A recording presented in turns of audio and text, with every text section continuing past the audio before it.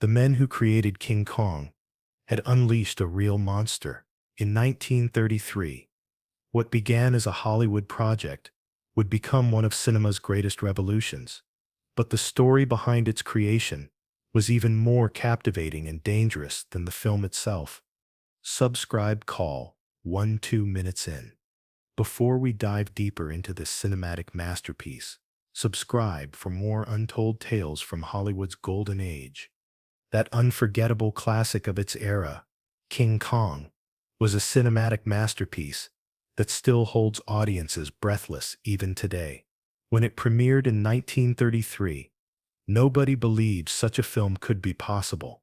A giant gorilla climbing skyscrapers, battling airplanes, and finally falling from the Empire State Building.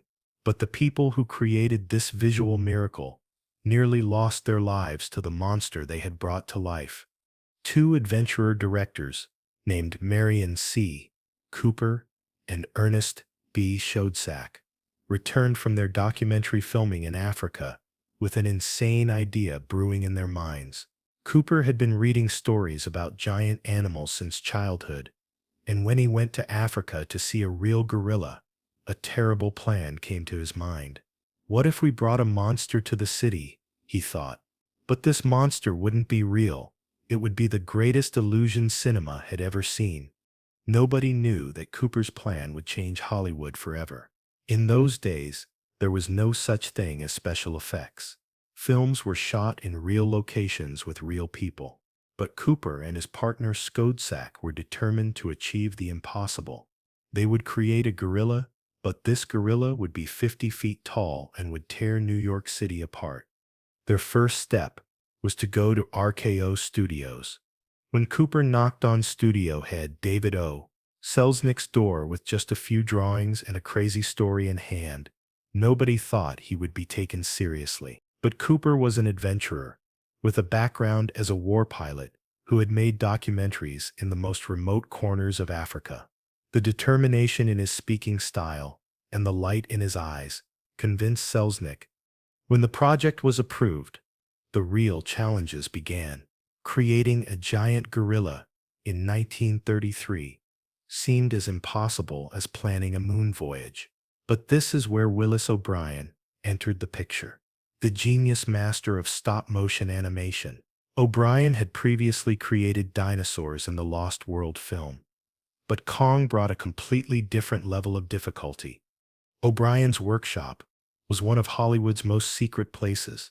Inside were massive miniature sets, hundreds of Kong models, and technical arrangements nobody could imagine.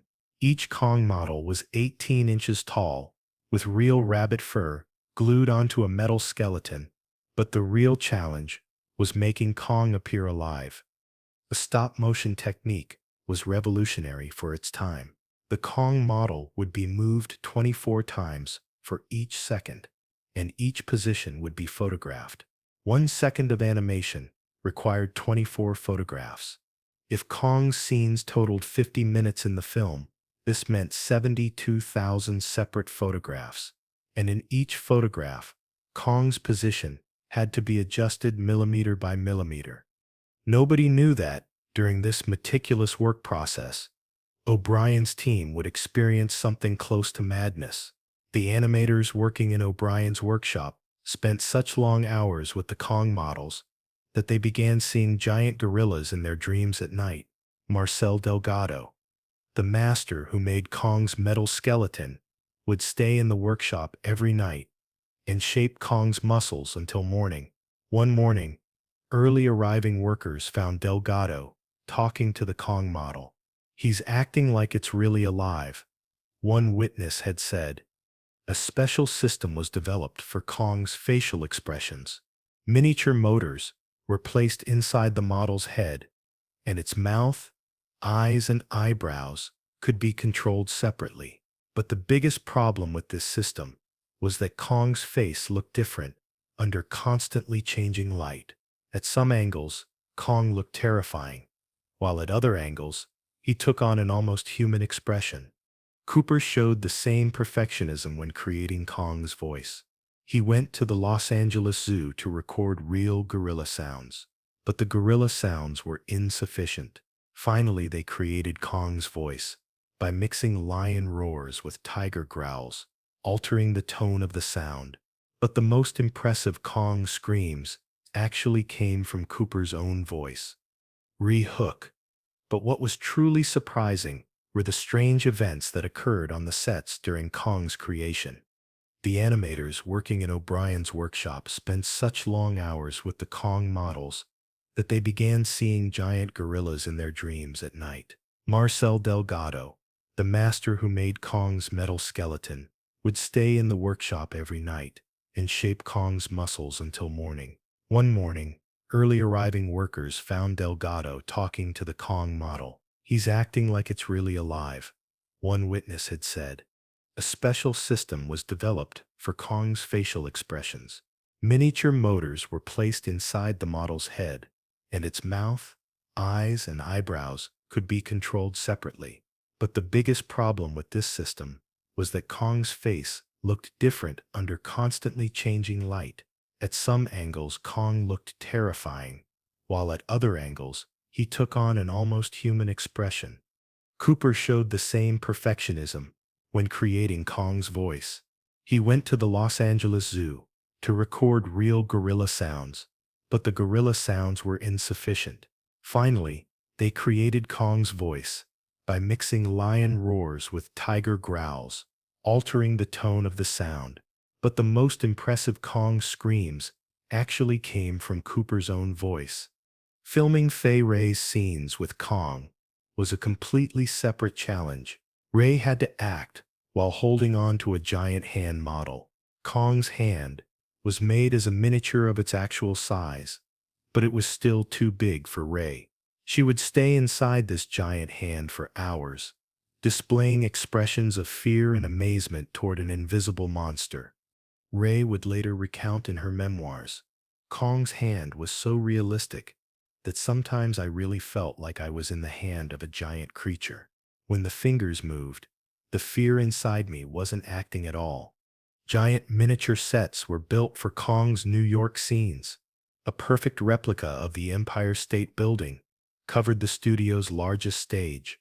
The building was 10 feet high, but so detailed that every window and every detail of the real building was copied.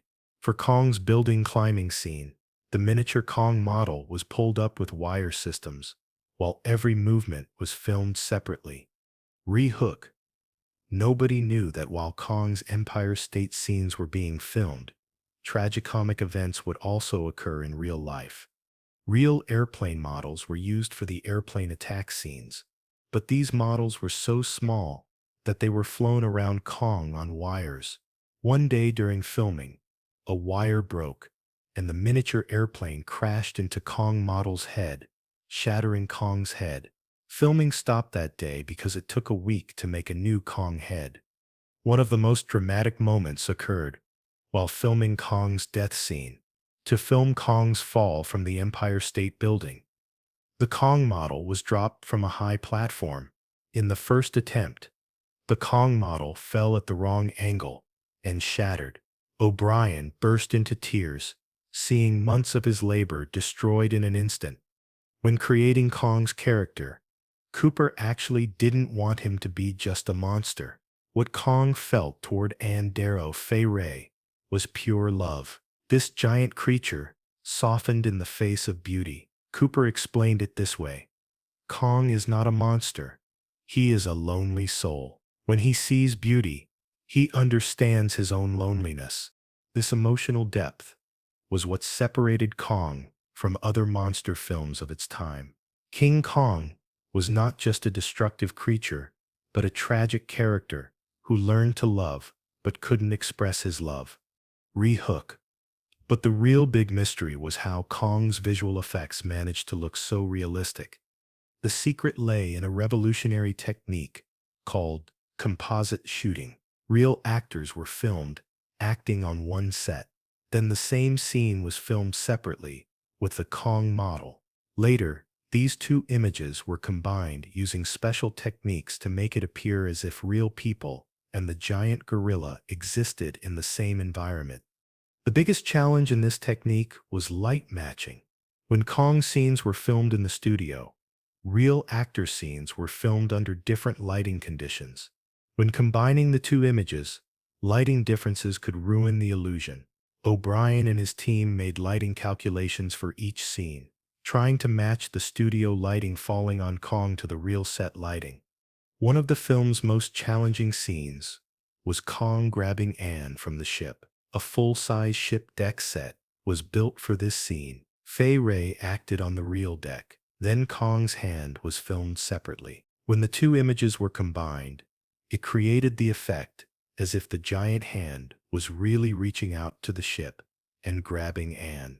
Re-hook documents found in archives show that Cooper's biggest fear about Kong was that nobody would believe in this creature. When the first test screenings were held, Cooper stood in the back of the theater with trembling hands. When Kong first appeared on screen, the theater was empty, because this was just a special screening for RKO executives. When Kong moved for the first time, there was incredible silence in the theater. Then someone started applauding, and the entire theater gave a standing ovation. David Owe Selznick told Cooper after the screening, "Marion, you've created a miracle. This gorilla looks real." For Cooper, this was the greatest reward for months of troubled work. Max Steiner, who composed Kong's music, also experienced the difficulties of this project. In those days, music was used very limitedly in films, but Kong was a film that required constant music. Steiner composed music appropriate for Kong's every movement tone. When Kong got angry, the music intensified. When he touched Anne, it shifted to romantic tones. When dying, a melancholic melody played. Re-hook. The secret that had been hidden until then was that Kong was actually several different models. O'Brien had created different Kong models for different scenes. The close-up Kong was more detailed and had more developed facial expressions. The wide-shot Kong was smaller but more durable. Special sturdy Kong models existed for fight scenes.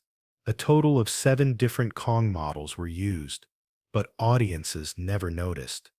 Each Kong model required about 6 months of handcraft work. Marcel Delgado designed each model's metal skeleton separately, adjusted its joints one by one, and shaped its muscles. Kong's fur was made from real rabbit fur, and each hair was glued on individually. The most difficult scene was Kong's fight scenes with dinosaurs. For these scenes, both Kong and dinosaur models had to be moved simultaneously. 2 animators worked the same scene together, creating the effect as if 2 giant creatures were really fighting. Re-hook. Nobody knew that when creating Kong's sound effects, real animals would be used in the studio. Real lion breathing was recorded for Kong's breathing sounds. Elephant footstep sounds were used for walking sounds, but Kong's heartbeats were actually slowed-down versions of human heartbeats. This detail was Cooper's special request to make Kong more human. When the film premiered, audience reactions exceeded expectations. People believed Kong was real. Many viewers left the theater during Kong's scenes because they found it too frightening. But even more, they cried during Kong's scenes with Anne because this creature's love was so real. Kong's success sparked the special effects revolution in Hollywood. RKO Studios immediately wanted a Kong sequel. Son of Kong was quickly produced at the end of 1933, but never captured the magic of the original. Cooper said, "Kong was unrepeatable. Kong is born once, dies once." O'Brien's workshop became a pilgrimage site after Kong. Hollywood's biggest directors came to try to learn stop-motion techniques, but O'Brien didn't easily share his secrets. Creating Kong took 20 years, he would say. Learning it takes just as long. Kong's cultural impact was much greater than expected. When it came out in 1933, America was experiencing the Great Depression. People were unemployed and hopeless. Kong showed them that the impossible was possible. This giant creature helped people discover the power within themselves. Re-hook scenes, never shown in the film, were kept in archives, and these contained surprising secrets about Kong. In the original script, Kong was much more savage. The censorship board found many scenes too violent and had them cut. Scenes of Kong crushing people, more detailed killing sequences, and closer contact with Anne were censored. Cooper reluctantly accepted these cuts, but said the real Kong was even more terrifying. The most surprising cutscene was the sequence where Kong undressed Anne.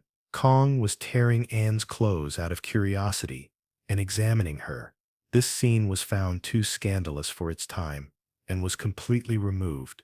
Fay Wray had a very hard time filming this scene because she actually had to undress. Different versions of Kong's death scene also existed. Cooper didn't want to kill Kong. In alternative endings, Kong lived and returned to the island, but test audiences said Kong had to die. The final line, "Beauty killed the beast," was actually Cooper's least favorite sentence. Re-hook. But the real drama was experienced by the models that brought Kong to life. When filming ended, there were 7 Kong models. Their fate remained unknown for years. A few were kept in RKO archives. Some were lost. The most valuable close-up Kong was sold at an auction in the 1960s. Collectors searching for Kong models are still looking for these lost creatures today. Archive materials found in the 1970s revealed never-before-known details about Kong's creation process. O'Brien's diaries describe the emotional bond he formed with Kong. "Kong is like my child. When creating him, I feel like I'm giving him life." The list of directors influenced by Kong included Hollywood history's biggest names. George Lucas, Steven Spielberg, Tim Burton, all said they were inspired by Kong. The dinosaurs in Jurassic Park were advanced versions of Kong's techniques. Final Re-hook. Kong's greatest legacy was proving that dreams could become reality. Cooper would say in his later years, "When creating Kong, we knew we were achieving the impossible. But what we really achieved was showing people the power of imagination." O'Brien continued developing Kong techniques until his death in 1962. His last project was Jason and the Argonauts. But none could create Kong's impact. "Kong happens once," he would say. "That was my masterpiece." King Kong, in 1933, wasn't just a film mine. It was a turning point in cinema history. It showed how powerful special effects could be, how storytelling could evolve, and how dreams could be transferred to the screen. Kong's fall from the Empire State Building was actually not a symbol of an ending, but of a beginning. With that fall, a new era began in Hollywood, an era where imagination was limitless, where nothing was impossible. The technical innovations Kong introduced became the foundation of modern cinema. Every creature effect, every impossible scene, every fantasy brought to life owes something to Kong's pioneering techniques. The stop-motion animation O'Brien perfected would evolve into the computer graphics that dominate today's films. Re-hook. But perhaps Kong's most lasting impact was proving that audiences would embrace the fantastic if it was presented with enough conviction and artistry. Before Kong, monster movies were simple affairs, rubber suits and obvious trickery. Kong changed everything by treating the fantastic seriously, by giving emotional weight to the impossible. The tears audiences shed for Kong weren't for a special effect, but for a character they genuinely cared about. This emotional authenticity became the template for every great fantasy film that followed. From E.T. to Avatar, the most successful fantastic films are those that make audiences forget they're watching effects and instead connect with characters and stories. The economic impact was equally revolutionary. Kong proved that spectacular entertainment could be incredibly profitable. The film cost $672,000 to make enormous for 1933, but earned over $5 million worldwide. This success convinced Hollywood that big budgets for special effects were worthwhile investments. Studios began pouring resources into technical innovation. Effects departments that had been afterthoughts became central to major productions. The race to top Kong's spectacle drove decades of advancement in cinema technology.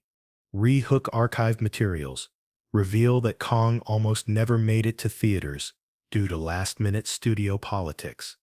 Just weeks before Kong's scheduled release, RKO executives got cold feet. The film was unlike anything audiences had seen, and some worried it was too frightening for general audiences.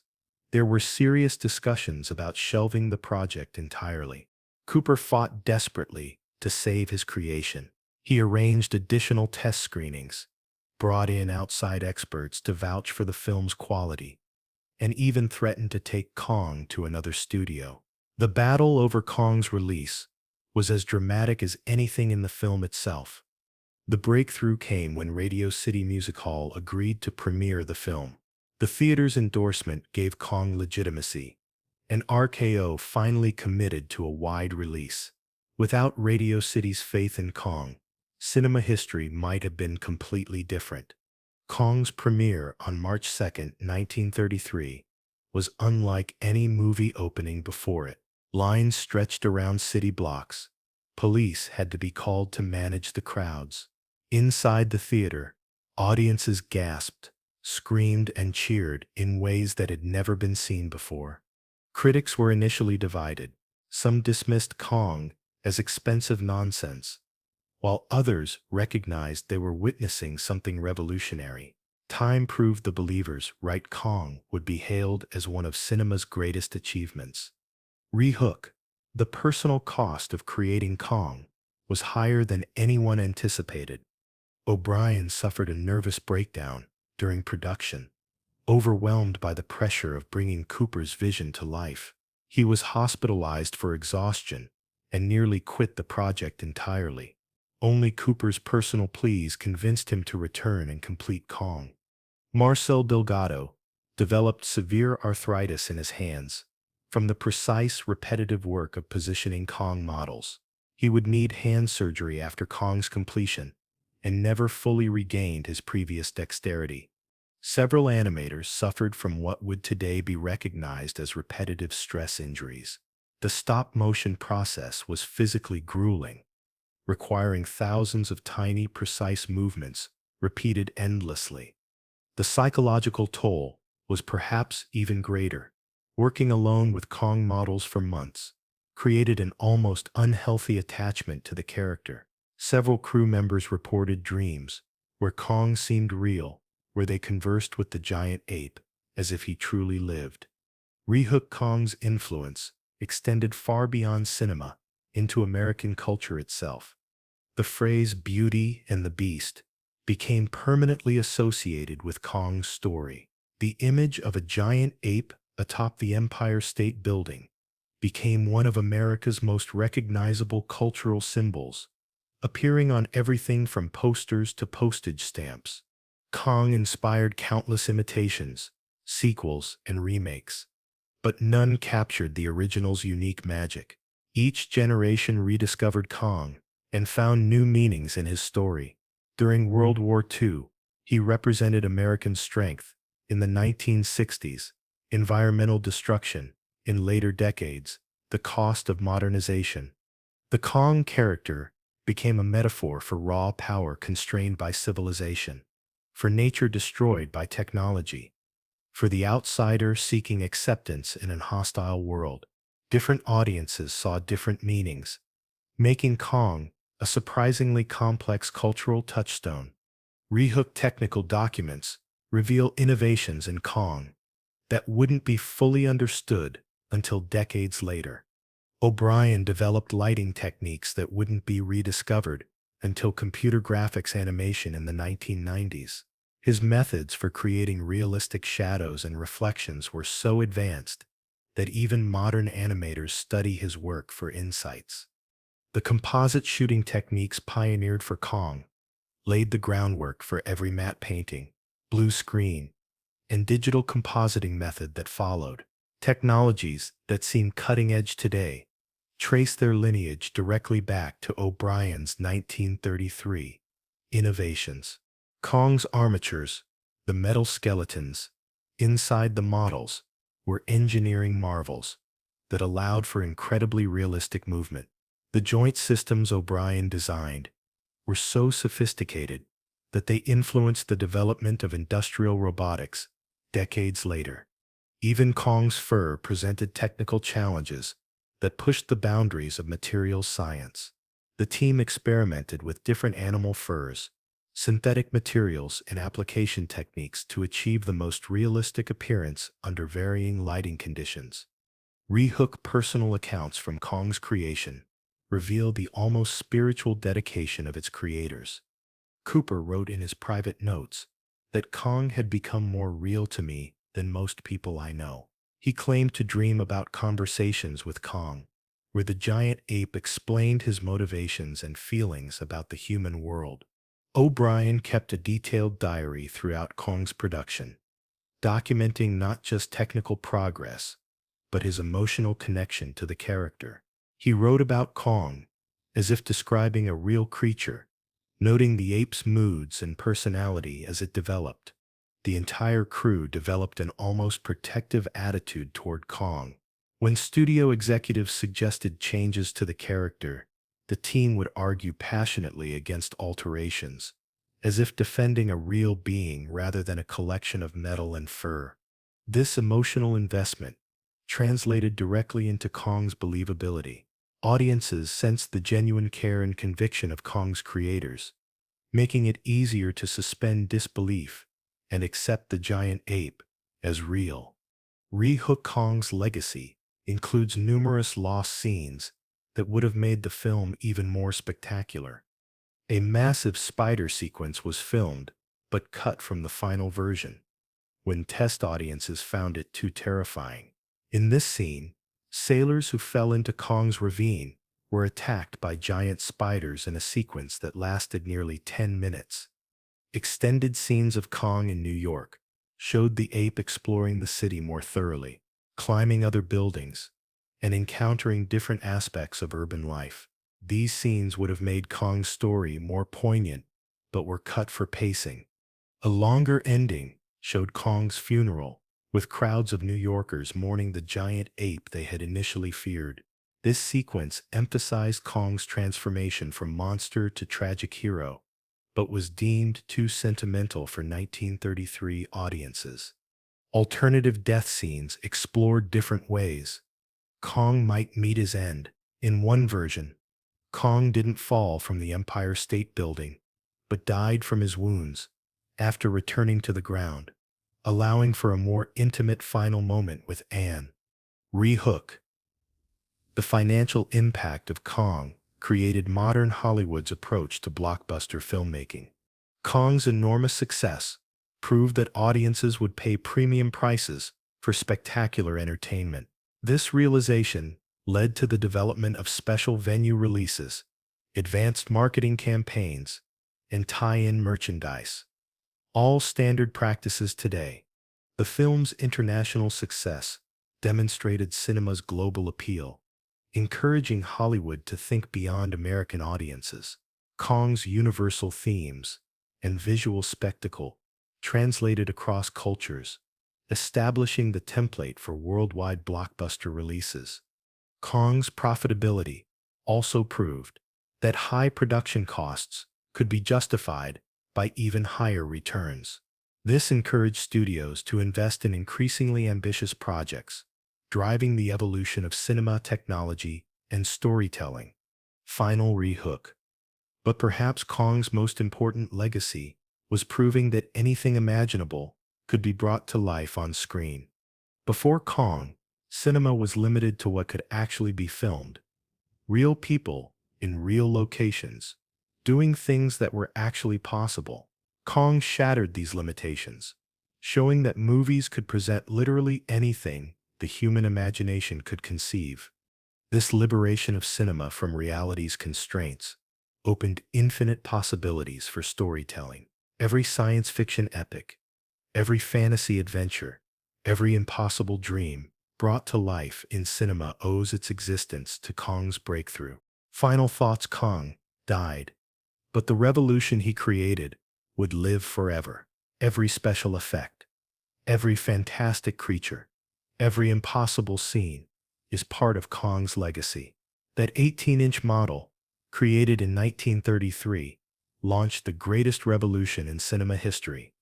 And even today, 90 years later, Kong's story reminds us that the real monsters are the limits of our imagination.